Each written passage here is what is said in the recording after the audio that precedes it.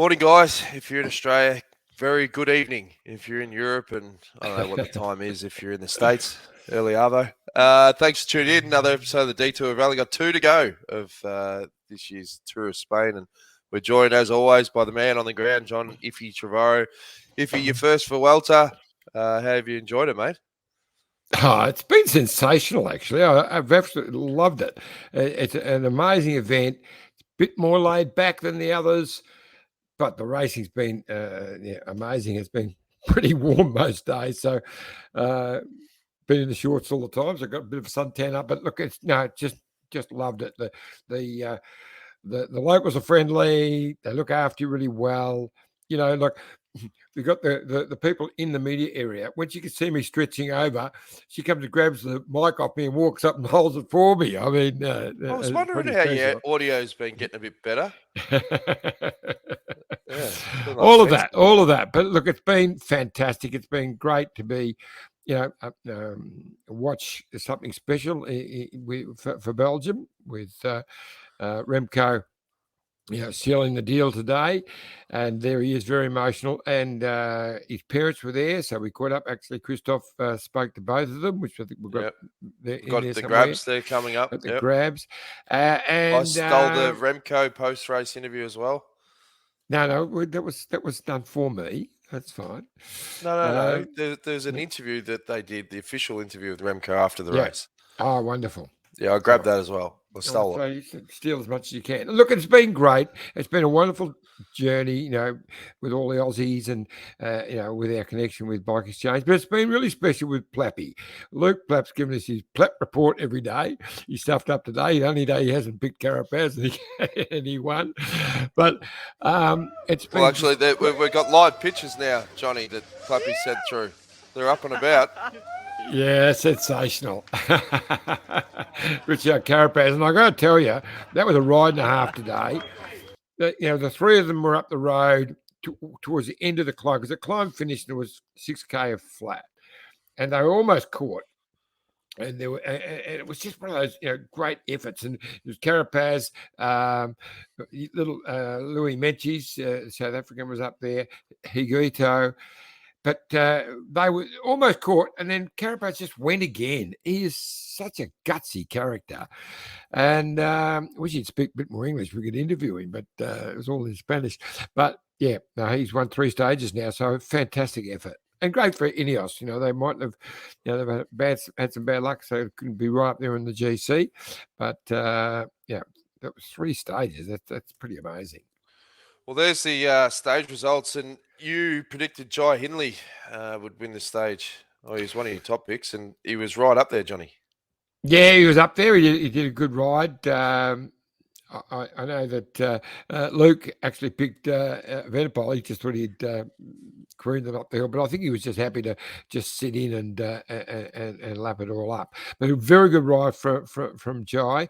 Very impressed with the 3rd place there, Juan Ayuso. I mean, 19 years of age, riding in his first Grand Tour as a 3rd in the stage, the 3rd overall. So it's pretty amazing.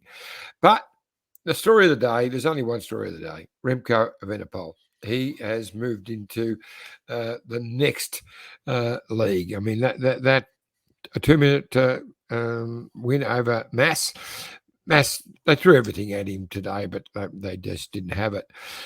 But what's interesting is it's nearly 50 years. I think it's 48 years or something like that since a Belgian has won a Grand Tour.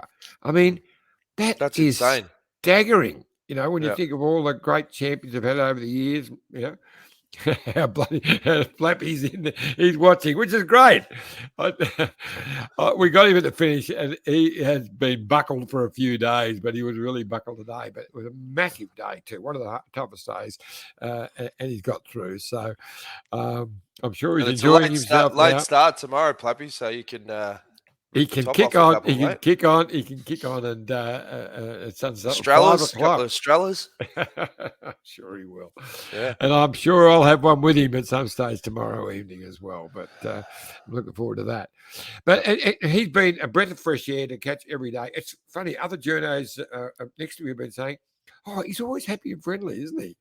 I said, "Well, most of the time, yeah." No, it's been good. Been good. All right. Well, there's a lot of interviews to get through. Here's the first batch of interviews you had with riders before the start of stage 20. It's my first Vuelta, so I didn't know what to sort of expect. I always looked at it as like a bloody hard, hot race, and one that I hadn't sort of been interested in doing because I'd always done the tour. But yeah, coming here, it's solid. Yeah, it's as hard as all the other Grand Tours. There's elements that are harder because of the heat. And the racing's been full gas. There's only 130 guys left in the bunch, so obviously with COVID, but it obviously tells a story as well. So yeah, it's been hard. I'm looking forward to finishing today and going to Madrid. But yeah, I mean, we had a bit of ups and downs, and but we're coming out with a stage win, and we get through Caden through today, and hopefully we can have a good one tomorrow. So what's the plan in recovery for Wollongong? Got a few days at home in Girona and Andorra, just easy 4 or 5 days, and then I fly to Perth for 3 days, see my family, which would be lovely, and then flying to Sydney on Monday, and I'll do the team's time trial on the Wednesday, and then road race on the Sunday. So you really don't have to do anything iffy. It's just look after yourself. Don't drink too many beers. Ride your bike a little bit. You'll be ready to go. I mean, the amount of load in your legs is so great. You know, you can really surprise yourself after these Grand Tours. If you just look after yourself, you can really bounce back well. I've found this is my first World, and I've found it to be a fantastic race, but also a very intense bike race. It's been on every day, and with the heat, one of the toughest you could do. Yeah, it's also changed over the years as well. It used to be a lot more relaxed. It used to be a Grand Tour that people used for form to come into World Championships, but now everyone's decided to go all in for it, which is also nice for the race, but not always the nicest to race for people who are trying to do the job for a leader or just survive some days. So look, it is probably still the most relaxed Grand Tour in all senses and the most fun.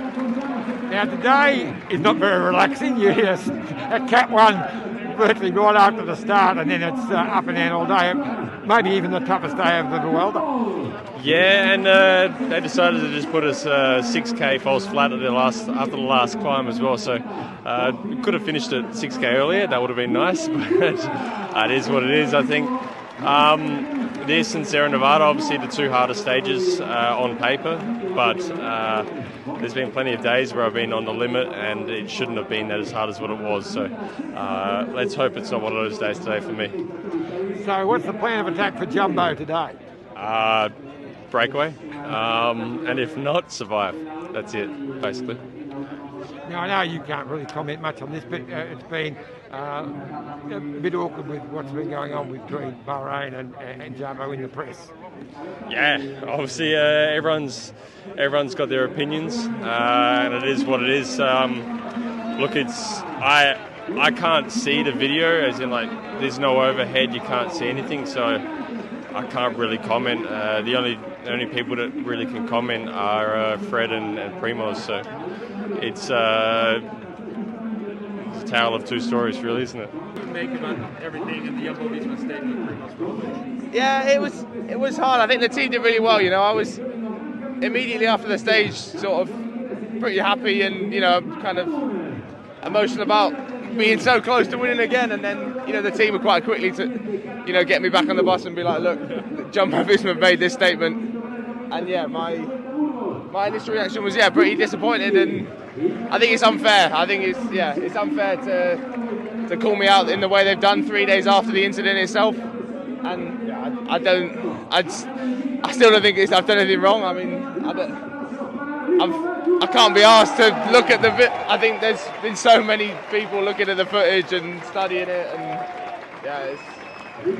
it's just it's a shame. It's a shame. We're all scratching our heads and wondering what angle they have on that footage, because we still can't quite understand where they can see that you're to blame. It seems like a sprint type finish, and sometimes you bump around.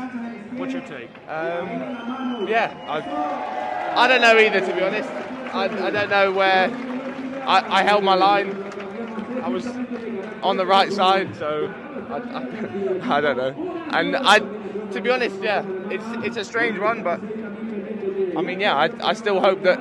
Of course, I hope Roglic is all right. Like I said it when I tweeted about it. Like I didn't want him. No one wants him out of the race like that. Like he was, today could have been the day where he won the World. Fred, you said straight afterwards you would kind of try and reach out to him. I was just wondering whether you did, whether you could, and whether he's a guy you have contact with generally. I sent him a message, but I haven't actually had a chance to properly speak to him. But I think it'd be good because you don't know with these things, like with what position he's in, and yeah, I hope he's all right. It's great interviews there, Iffy. I feel sorry for obviously Primoz and Fred, and as he said, like there's no point 3 days after the incident to make a statement and point fingers at because it doesn't resolve anything. And in cycling, there's always going to be crashes and incidents and whatever. And there's no malice intent. It's different if if he crossed off his line and did something vicious where it was black and white, where people go, far out, mate, that was just bloody reckless. But in this case, it's like, come on, mate. It's just an unfortunate incident and no one wants to see that. And as he said, he could have been challenging for the Vuelta, but bloody move on. It's happened. One of the awkward parts is that no one has seen the vision that actually of them hitting. So that's made it a little bit, Tale of two stories, as Roland said. Tale of two stories. And look, it's dead right. It's only two people who know. One was coming back, and there's no doubt that Fred Wright hasn't moved. Primoz has come over, but he's coming up, and evidently he's hooked his handlebars. That's from what I can gather. That's it. No intent, no malice. There's always been a problem with GC guys in the washing machine on sprint stages, John. We know that. Well, another one. There ain't 5 guys there. Lucas Plapp, he's on the blower again. He said he found his own beers tonight, mate. If he didn't provide one post-stage at all, he had 20 chances. Mate, Plappy could not have... He mentioned that numerous times. He wanted a beer at the finish line. All you had to do was organise a cold one, and you let him down. Well, disgraceful. I'll do it tomorrow. It's one day to go. He wanted it at the top of the mountain stage. Well, there you go.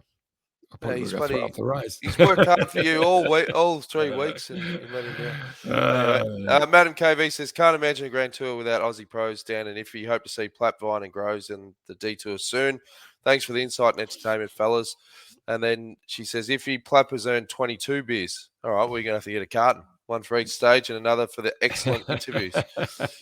You have to get one of those foam eskies, fill it with ice, fill it with beers, and just drop the esky off at the finish line. All right. Yeah, well, maybe. Yeah. Here's the second batch of interviews you did pre-stage 20. Good morning, Luke. Here we are for our Plapp report. How are we today, mate? Last day to go, basically. That's how I'm treating it. We'll try and go through. I'm pretty cooked, mate, but 1 day to go, and yeah, hopefully we can get to Madrid. I love the way they've whacked the cat one in about 10k after the start. Yeah, and then about 4 of them to follow it that are exact same. So, no, it's going to be a brutal day, mate. Hopefully I can get through. Look, I'm on my last legs, but hopefully we can get through, and hopefully some stuff happens with the GC race as well. It'd be awesome to see the race come down to that last climb and really split up. But, yeah, I'll just be trying to make time cut, to be honest with you today, mate, and see what happens. Now, our Plapp report. What's going to happen today, mate? I was wrong. I should have said Mads yesterday. I didn't think he was going to get there. I reckon Remco will go solo over the last climb and win by himself that last 6K today. I reckon he'll just show how dominant he is, and he'll go over that top climb and time trial to the finish line. Morning, Jai. Well, one big one and then an easy one to go. So getting towards the end of... what number Grand Tour is this for you? Yeah, I think this is number 6, I think. The 6th one I started, yeah. But yeah, happy to be getting to the end. I think it's been a pretty tough race, and I think everyone's feeling it. And yeah, I'm pretty tired myself, so I'm looking forward to wrapping this one up. Well, you've got a double whammy for you today because both Baz and I picked you to win, so there you go. All right, yeah, cheers. Appreciate the support. But yeah, I mean, I think it's going to be an interesting one. Like, for sure, everyone goes all in today, and yeah, hopefully I can be up there in contention for the stage. So, see how it goes. It's still a fair few minutes. I think my main thing today is to try and win today. That's the main thing I want to do. I've got eyes on him, that's for sure. Just to win a stage. If I can win today, that'd be ideal. But I mean, like every race, there's two ways. There's the breakaway, or there's from the favourites. I think I could probably shadow a little bit with the favourites, but whether it'll actually work out or not, it would actually have the legs is another question. But it's the last day, and I hope it's a fun stage, and hope I can be up there playing some games. How does this stage compare to some of the other difficult days we had, like the Sierra Nevada stage and earlier on in the Vuelta? I think it'll be really interesting with the breakaway because of how hard the climb is at the start, and more or less guys like me and like Jai in that top 10 kind of area going for it. So that's the first difficulty, but I think in the end it's going to be up to Astana. They're going to be searching for the podium, to be honest. One question about the World Championships. How are you approaching that? Because you got the road race in 2 weeks after the Vuelta finishes. How excited are you to have it at home in Australia? Yeah, I mean, it's cool. I mean, it's not really close to where I live, but it'd be nice to have this in an Australian atmosphere, and I think that it's an open race, so it should be quite a fun one. I hope it doesn't rain. It's been pouring rain every day over there, so I hope it's a clear one. Is this going well for the team right now? Yeah, yesterday was really good. I mean, Benoit was fucking flying yesterday. Sorry, I shouldn't swear, but he was absolutely going. So that was amazing to watch. And for the World Champs, it's gonna be cool having me, Jai, Durbo, Matthews. I think it's gonna be a cool team. And generally, if I'd offered you the wealth you've had before the race, would you have signed for it? Probably, yeah. I wanted a little bit more when I first came, but I actually just wasn't really good enough in the first half. So I think, like all Grand Tours, you more or less finish where you deserve, and I think I'm sitting kind of where I deserve to sit. What's been the most pleasing aspect of it from your point of view? Time trial was really good, actually. So I'd say maybe the time trial I'd be most stoked about. And also, it's so much less stressful than the tour, so I've actually enjoyed it a lot more. Just one last one, mate. You've improved as the tour has gone on. You're in really good form. Up Sierra Nevada, you were very strong. This looks like a perfect climb for you as well. Yeah, it's a good stage for me, but it's a good stage also for Enrique and for Remco and for Lopez. So I think it's going to be quite a cool battle. If I don't have the legs today, I don't have the legs. It doesn't really, it's not going to kill me. I just want to try to be up there to give myself a chance to win today. For sure, always. Always, because this is really special, right? This is a historical moment. Could be today for you, for Belgium cycling as well. Yeah, it's just a stage like all the others, but it's the last real stage, so that makes it a bit more special, and that's why the nerves are a bit higher and the tensions are a bit higher than the past weeks. But yeah. Normally the legs should be the same, so I hope for all the best for me and my team. So you have probably take a look into the parcours. What could you tell us about this stage today? What is the decisive part, you think? The start is going to be crucial, and then the second last climb. I think those two are the most dangerous climbs of the day. And the only thing you are looking out for is the back wheel of Enric Mas today? As much as possible, yes. Because attacking is certainly not an option, just do not take that risk. It's not needed, but if I can, why not? So we'll see. All right, there's all the pre-race interviews. Let's take a quick drinks break. Iffy, when we come back, we'll wrap up the Vuelta and we'll run the interview you did with Alistair Fotheringham. So plenty more to come on the detour. Look at this bike. You think it's just a bike, right? But it's not. It's a bike 374 people are looking at. This guy, this girl, them, all looking at it. People from here, there, and wherever this is. people that are looking for a bike. Or just a piece of it. Amateurs, semi-amateurs, and pro-amateurs. This guy wants this bike, but with this crank and these bars. This could be the perfect match. But not this one. This girl has a bike to sell, and thousands of people might purchase it. Eyes on Bikes help grow small businesses. His, hers, yours, and the latest data and insights help those businesses keep moving. We are the world's #1 bike marketplace, with over 500,000 products and 900 brands, where buyers and sellers are brought together in a place where a bike is never just a bike. Bike Exchange, where the world buys, sells, learns, and rides. Yeah, massive thanks again to our great mates, Bike Exchange, not just for this Vuelta, but from the inception of the detour. We wouldn't be able to do the show without them. So if you need a road bike, e-bike, mountain bike, gravel bike, you need any bike accessories, there's no excuse. You know where to go, bikeexchange.com.au, Johnny. Wow, you are up and about tonight. Coffee from a Whitney Houston cup. Very good. Yeah, you're spot on there, mate. They're our family, and they support Australia's major sponsor of Australia's only professional cycling team. So, yeah, back them, even if you are watching from England. That's it. Christopher Stapleton. No relation to Bob, says, John, what did you do for fast recovery when you raced? Yeah, a couple of beers. Worked really well. Yeah. All right. Here's a couple of grabs. Hey, the first grab, it's not Almeida. Is that the... No. Who's that rider? It is Ayuso, the youngster who ran third overall. Okay. All right. Well, here's Ayuso. Straight off the bat. Vazzy just got the names mixed up. He's normally pretty good. You've been stellar, boys. So let's finish it strong. Here's the post-race interviews. What can we expect in Belgium come Sunday night, Monday, if Remco wins this Vuelta? Euphoria. We saw what happened in Denmark when the Danes won the Tour de France. Can we see something similar? I'll expect a lot of Belgians drinking a lot of beer on Sunday, but I don't know. The Vuelta hasn't got the same impact as the Tour. That's undeniable. Also because this is like in September, people are working. There's not the same festive atmosphere in September that you have in the winter, but in the summer. But obviously, everybody will be super excited that after a wait of 44 years, finally a Belgian won a Grand Tour again. And in a Belgian team. And in a Belgian team, exactly. Good ride by you, but also a great ride by the team today. Again with Zhao, with Soler, the whole team making the effort for you. 19 years old in your first Grand Tour.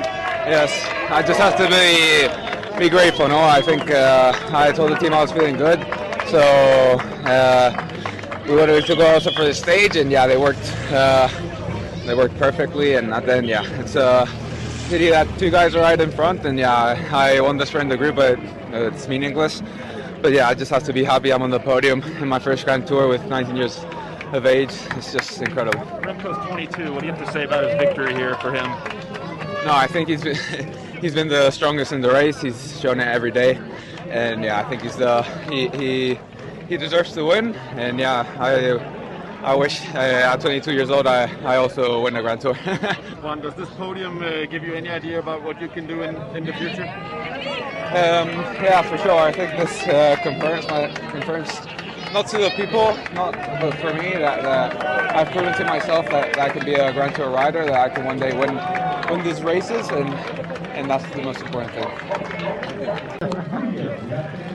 Well, Luke Clark, you just crossed the line and you've finished your first Grand Tour, mate. Made it. It was touch and go at the start. Me and Caden got dropped very early before the first climb even started, but we made it back, and it was a good day in the end. My legs got a bit better on the last climbs, and we had a nice group to ride into the finish with. So how special is it to wear the national championship jersey into the finale of your first Grand Tour? Oh, the whole year, mate. It's been amazing, and I think what makes it even better is when we train. I only wear the orange gear, so every race day I get to put this on. It just adds a bit more. So yeah, I turn up to every race, and it just does feel like a race, and it feels really special to be able to wear this because I don't wear it every day. And look, I've tried to get it on TV as much as I could this year, and I haven't got it on TV much here at the Vuelta, but it's a pleasure to be here, mate. And yeah, look, I'm looking forward to January again to try and keep it. It's been a pleasure chatting to you every day, getting your plat report. Although you did stuff up today, you went for Evenepoel, and who won? I should have backed my boy. Nah, it was very good for the morale to hear Carapaz got up, mate. That was brilliant. It sounds like Carlos battled all day, but I think we've had a great tour, to be honest, considering everything that's happened and who we've lost to come away with 3 stages, and for Carlos to be up there on his first Grandy, it's a great result, mate. Congratulations, brother. Well done, pal. Thanks, mate. Cheers. Thank you. Yeah, there's some great emotion there after the finish line, and here's the post-race reaction from Ilan van Wilder. It was quite emotional, and Remco's mum and dad, and Remco Evenepoel. You must be the proudest dad in the world today. Well, I think that every dad is proud of his kid, even what he's doing. How was he as a kid, and is he amazing you today? No, Remco is a guy who is, when he is focused on something, he goes not for 100% but for 200%. And all the season, he has only one goal, was the Vuelta and Liège. And the 2 goals he has. What does that mean for Belgium cycling that your son just closed a 44-year-old gap for Belgian cycling? I don't know, we have to ask in Belgium, because for us, we are happy we are here. We don't know what's happening in Belgium, but I think it's crazy for the moment. Congratulations, and once again, we love Remco in Australia.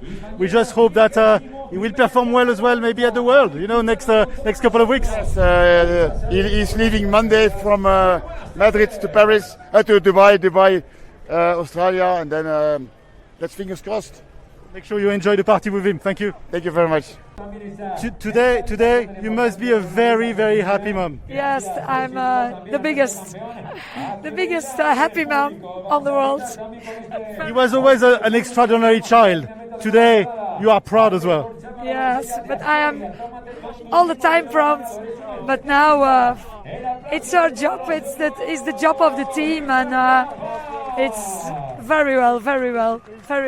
We'll let you enjoy the moment. Thank you. Thank you very much. It was very hard 3 weeks, and we fight every day, and I'm speechless. Why? Where the emotions coming from? Because we fought so hard for it, and it's just incredible. It was so hard today as well, 2 ranges when the pressure was on, right? Yeah. We had 2 weeks the jersey, so it was not easy for us, but we did it. This must be emotional, as you said, for you, but for Belgian cycling. Can you explain what this means for Belgian cycling?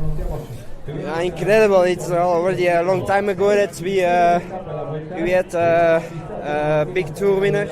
So we write Belgian history, but also for our team, it's the first Grand Tour we win, and to be part of this is just incredible. With a late start tomorrow, it's going to be big celebrations tonight. Yeah, I think so. Yeah. Good luck with that. Thank you. Remco, do you have the feeling of mission accomplished? Yes. Well, I don't know what's going through my head and my body right now. It's amazing. All the critics I got, all the bad comments since for last year. I think I finally delivered, and I answered to everybody with my pedals, and I've been working so hard to come here in the best shape as possible, and to now win this Vuelta is just it's amazing. It's actually my first Grand Tour starting healthy, so I'm really happy to be the first guy to win a Grand Tour for Patrick as a CEO, and again for Belgium, just for my country, for my teammates, and for my parents, for my fiancée, I've been away from home so many hours, so many days, so many weeks, so many months, and now it's just all thanks to them as well. And I was really stressed this morning. Maybe I didn't show it, but I was really stressed. I didn't sleep too much yesterday night because you just know what's coming to you, and it was a super tough stage. But yeah, I'm just super happy that I won La Vuelta. Tell us, tactically, how did you achieve this today? How did you react to your adversaries? Just with the legs. I didn't even think about winning a stage. I just wanted to win the general classification, and I only had to follow and control and believe in my power. And in the end, the race was super hard, but we did very well. So I just cannot say anything more, actually. You said this morning that this was the most important day of your life. Is this now the most beautiful day of your life? Yes. But there is more to come. Sorry? But there is much more to come. I hope so. Actually, it's an amazing year, you know. Winning a monument, winning San Sebastian again, winning 2 stages and then the GC, and then getting married in the winter. I think it's the best year I can imagine and wish for. Congratulations. Thank you. Good on you, Remco. You done it, mate. You done it. Pretty amazing. Yep. Before we get to Alistair's interview, let's have a chat about the women's Vuelta. And here's the stage results. Iffy, the Italian, Silvia Pasico. Yes, just Pip Vollering right on the line. One was away. I think it might have been Becky, but it was one of the, maybe even Neil Dunno who was away, and they caught them just before the finish. But yeah, I've been busy driving, so I haven't given the ladies the love that they deserve. But I will tomorrow because it finishes here in Madrid, and so I'll make sure that we give it the full love it deserves because it's a fantastic race. It's been very separate to the men's Vuelta, but coming in to finish here in Madrid tomorrow, so it should be great. Aussie Alex Manley for Team Box Change Jaco, 15th on the stage. And looking at the GC, Annemiek van Vleuten, she was a red hot favourite. She's got the chocolates, won by minute 51. So yeah, it'll be a bit of a procession in there in Madrid tomorrow, Iffy. Yeah, good ride from Bray Chapman as well. She finished 11th overall through 54. Yeah, look, I think Alex Manley will give it a real shake tomorrow in the sprint finish. She's got stacks of speed. Yep. All right. Now we've got the interview. What do you want to say before we go? Well, he wrote this. This is the Steve Cummings book, The Break. Life as a Cycling Maverick. I've only just started reading it. It is sensational. Now, he ghost wrote this for Steve, and Steve is an amazing character, but he did spend some time with Cadell, and I won't give much away, but I'll say it this. He's not Cadell's biggest fan. Why is that? Well, you have to read the book to find out, won't you? Jeez, good plug. All right, his interview with... I haven't read it myself. It's just a highlight in there, so I'm looking forward to it. No, you just heard and you go, oh, okay. I heard. That's right.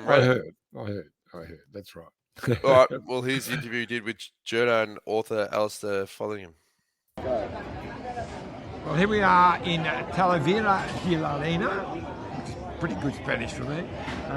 Start of stage 19, and it's going to be a fairly tough day. I'm sitting here with a guy I've bumped into over the last 20 odd years at bike races, Alistair Fotheringham. Now, I've done 20-something Tours de France. I think you've been on every one, but this is my first Vuelta. How many Vueltas have you done, mate? Well, full Vueltas, I've done 20, this is my 22nd. I actually did my first one in 1992, that was a bit off and on, but like start to finish, A to Z from 2000 onwards. Roberto Ara's first one, actually. Before that, I was kind of like, I was working as a journalist, but it was very much a sort of on-off thing. I'd do the Tour, I'd do the Vuelta, then I'd do a lot of teaching actually, and then I'd come back into it again, so it was very kind of on-off. But from 2000 I got a full-time contract, and I was working all the time in cycling.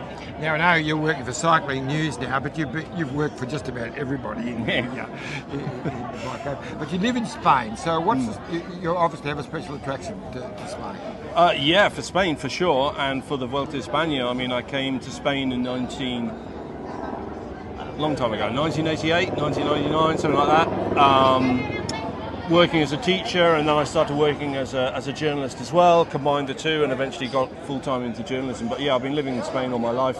Done a lot of foreign correspondent work here as well for different newspapers, and Al Jazeera as well. I've been writing for quite a lot recently. Did a lot of their stuff about the pandemic here, which is really hard to write about. Lots of stuff going on there, and also cycling. Cycling Weekly, Cycle Sport back in the day. Then moved on to Cycling News in 2012. There is no doubt we're going to have to get you to call in and do a podcast with Dan Jones and myself, because happy to.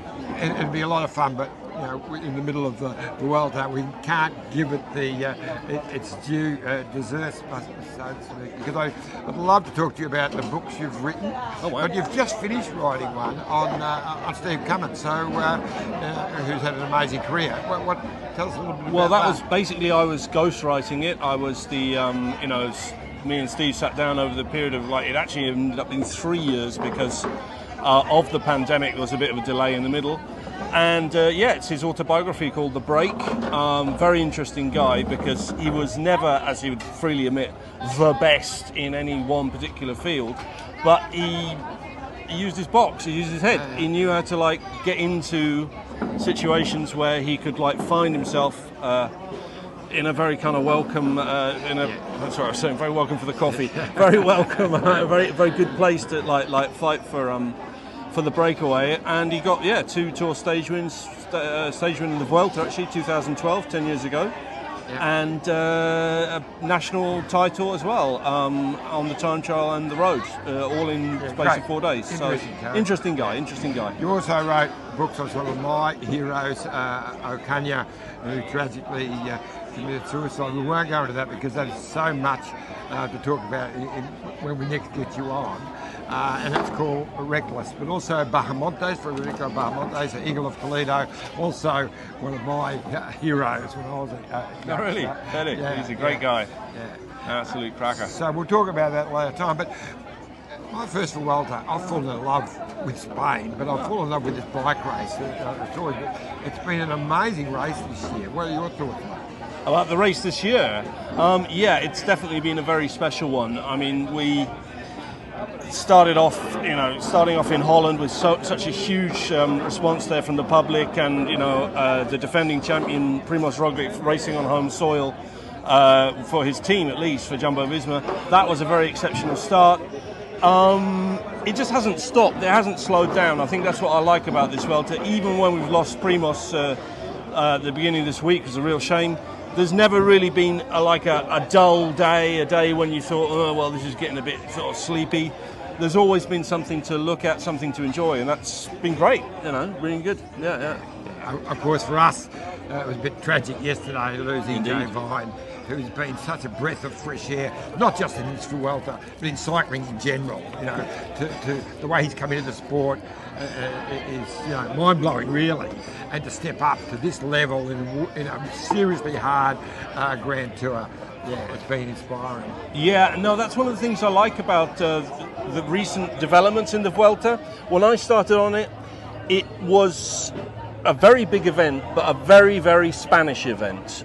Most of the media interest was very, very Spanish. There'll be 2 or 3 foreign journalists like myself and a couple of guys, someone from L'Equipe, Rupert Guinness, I believe, came on it a couple of times.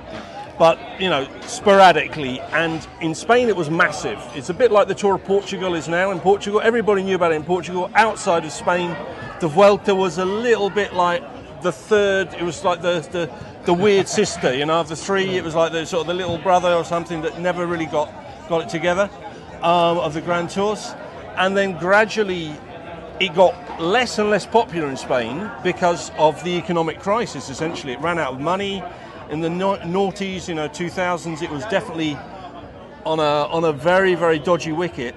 But then it's kind of like built up again since about 2012 and become a lot more international. So it's reaching similar levels of popularity.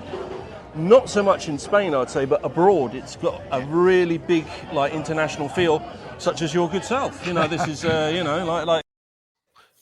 Yeah, just cut off at the end there. Was there more interview? But well, it went a bit further than that. We did. It got cut off. I thought a bit fraction further. Than I think you might have pushed your button again. But what did you say after that? No, I did go in a bit because the Queen had just died, but we didn't go with that. So apologies, I stuffed his name up as well. It was not Alistair, it's Alastair, is it? Alistair with a D, yes. Well, Vazzy stuffed it up first, but I corrected it, but you went with the... Sorry, Vaz. Well, you expect that on the detour. All right, well, thanks again, guys, for all the support throughout the entire year, and there's plenty more racing to come. Keep supporting the show, youtube.com/Detour Podcast. Click the like, share, and subscribe button. We'll be back again at 6:30 a.m. Australian Eastern Standard Time for the Vuelta. Iffy? Yes, I've just arrived in Madrid, and it is an amazing city. But I haven't had time for dinner. So Vazzy's gone out and he's scouting around, found a lovely restaurant, evidently. So I'm about to go back there now. But I'll tell you what is crazy over here is the amount of food delivery guys on motorbikes, motor scooters, on ordinary scooters. They're everywhere. I've just been skittled, I don't know how many times. It's taken over the world. And also, what amazed me living in Girona is a lot of restaurants don't open until 8:30 at night. Yep. Everything happens like late. I remember seeing kids playing in a park at like midnight, like with their family, just 4-year-old kids swinging on swings. I'm going, what? Where am I? It's the siestas. They love it. Yeah. All right, good stuff. We'll see you again tomorrow, Iffy, to wrap up the 2022 for Vuelta España. I'm sure there'll be plenty of Belgians out there on the course. I put my money on Caden Groves tomorrow. Hopefully he's recovered. He was a bit buckled at the finish today as well, but he's seriously quick. And this is a stage that suits him down on the ground. So everyone's putting their money on Mads Pedersen, but I reckon Caden will flick him. Luke Plapp. It's a lock-in, Plappy. I'll have a lock-in for a post-stage beer interview tomorrow, mate. It's a lock-in for sure, mate. Yeah. All right. Well, look forward to it tomorrow. Thanks for tuning in, guys. See you again.